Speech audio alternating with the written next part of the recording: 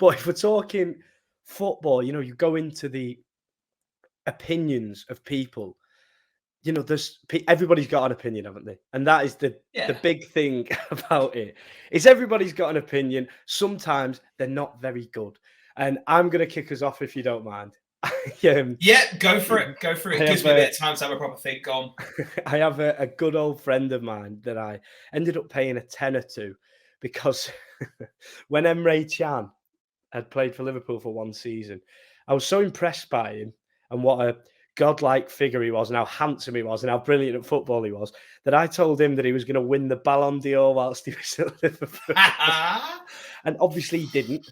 It got to the point where he wasn't even playing towards the end. And these are the type of things that I'm going for with this, because we must have so many getting caught up in the moment when things are going well for your team. And you know what I mean? It's just I'd say that talking about our personal allegiance, yes, I can think of the other way around, actually. I can think of at least 3 Spurs players who, at a certain point, I was like, why are we giving this person a chance? They're rubbish. Get rid of them. One person in particular, Mr. Gareth Bale. And the other one is the man who I would jump in front of a bus for, is obviously one of our own, Harry Kane. I remember when it was at the back end of the Gareth Bale exit, and there was a point where it was going to be bleak for Spurs, and there was this young lad who wore number 37 or something. And I remember me and my dad were watching one of the first games he came on, and I just went, oh, another one, another journeyman. Spurs, and I think every club's got them, but Spurs have definitely got these players where you think, oh, they just got him to fill a quota. It just shows the directors that we're trying out some of the youth talent. And Harry Kane was one where I went, yeah, he doesn't even look like a footballer. Not a chance. See you later. And I've got that completely wrong. And I'm going to say, just to bring it up to scratch, and this is one that I know because obviously, we watch other podcasts. There's a big podcast. I don't know who it is, but there's someone that comes up on my Instagram reel sometimes.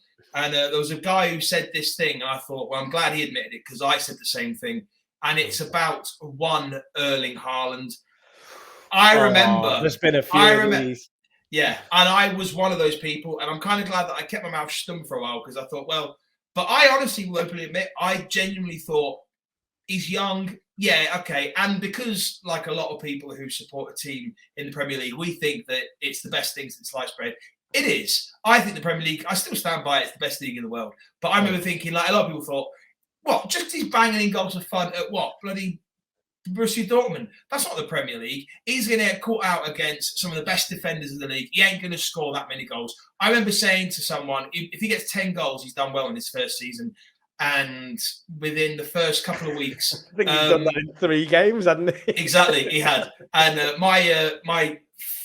will be my father-in-law in 8 weeks' time, big City fan. He's lived through the highs and lows. And I texted him and I said, I can't wait till you eat humble pie. You should have got Harry Kane. You're not. And by the way, obviously Harry Kane's still great. But I remember saying, you guys are going to regret not getting Harry Kane. This guy's useless. It's going to take him 3 or 4 years to get going.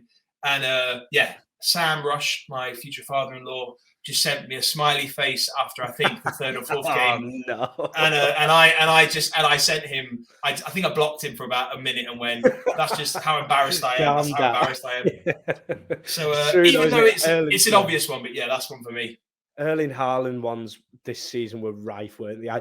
I fell into the trap of back in Darwin Núñez when that became a rivalry for 5 minutes after the Community Shield.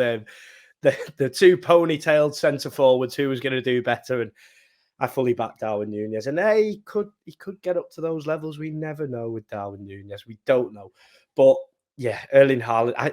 Do you know what? There's a cheeky one actually, because if you go back to Dom Meadowcroft's channel, I'm going to name drop you here, Dom.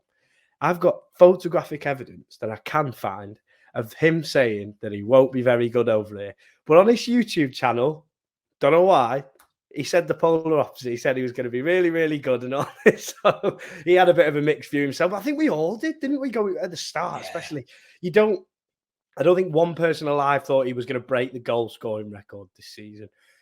No. In the fashion he did. And, with the World Cup in between stunting, A lot of players, obviously, he didn't go to the World Cup, but even that, you're not playing football, and to go and do what he did, you know, honestly, it. So many people. I think. Do you know? I think it might have been a bit of pride, as you say. Like the Premier, it's a Premier League. It's different. It's different. He's not going Yeah. to do what he did over there, and that in turn has obviously cost us because he's absolutely incredible, and he's. He'll probably break the goal scoring record as well. Harry Kane will probably get there, and then he'll end up finishing it if he stays anyway. But, Well, I mean, I'll defend. I'll defend. Some people, especially Harry Kane at the moment, because I'm bearing in mind that Harry Kane got 30 goals this season, and let's not beat around the bush in a bloody awful team. I was watching Sky Sport. Sky Sports did a breakdown. Like they said, like they basically ranked every team's season, and they put for Spurs something like a catastrophic unraveling of epic proportions. Oh God, and sounds like a film trailer. I know, and do you know what? I thought that's so true. And maybe it hits me deep. But Harry Kane got 30 goals. Now, I'm not being funny. I can't remember. Maybe we could find it out quickly. But how many goals did Mo Salah and Son join top with last season? Was that like 27 goals? Yeah, it was less than that, I think. I think last season was actually quite low. Mo Salah obviously got 32 in his first season, which broke the record then for a 38-game season, that was astronomical. That was like, wow. But this is...